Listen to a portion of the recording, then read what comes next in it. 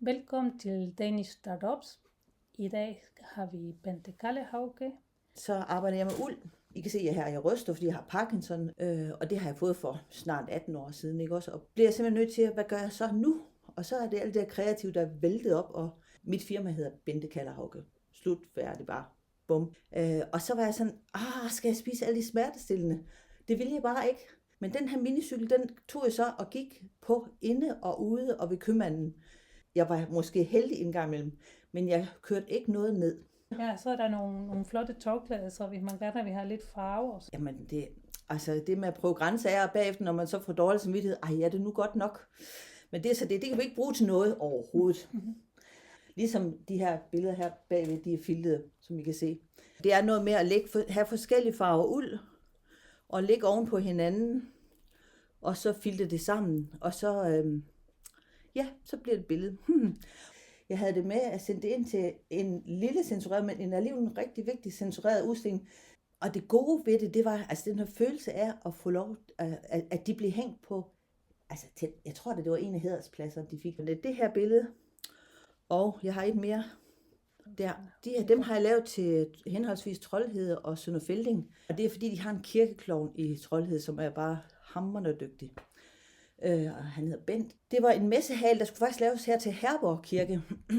Og jeg synes, det kunne være sjovt, hvis jeg kunne gøre et eller andet. De skulle kunne holde i 50 år, det her. Så det var en god oplevelse. Det der med at sælge og penge der, det er virkelig, peger jeg rigtig, jo det gør. Min mor og mig er det.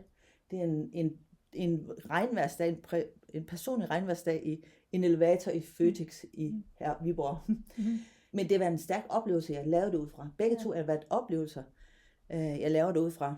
Og historien er ret stærk til det her billede. Fordi den der med, at man står i en baggård, ikke også, og alting synes fremmed omkring en, og man kender ikke sproget, men alligevel så lige pludselig så finder man noget, man kan genkende, ikke også? Så ligesom skyerne forsvinder, eller de høje huse omkring en, de forsvinder, i mørket forsvinder, der kommer lys ned, og solen kommer.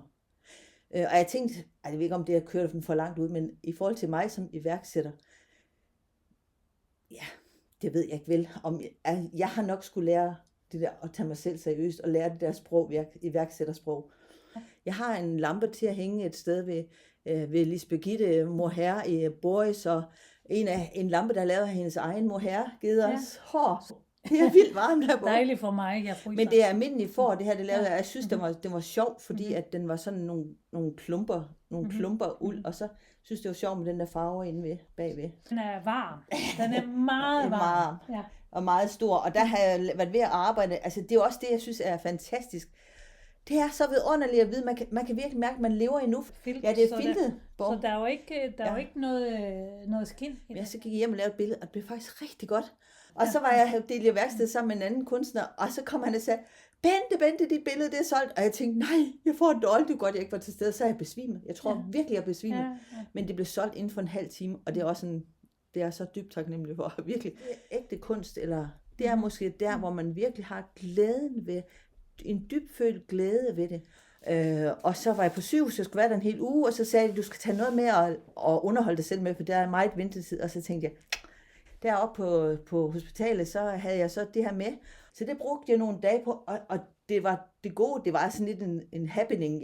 Jeg lever lidt af happenings. Jeg oplevede, at jeg kunne stadigvæk lave billederne, at jeg kunne koncentrere mig, at jeg var helt i afslappet mode.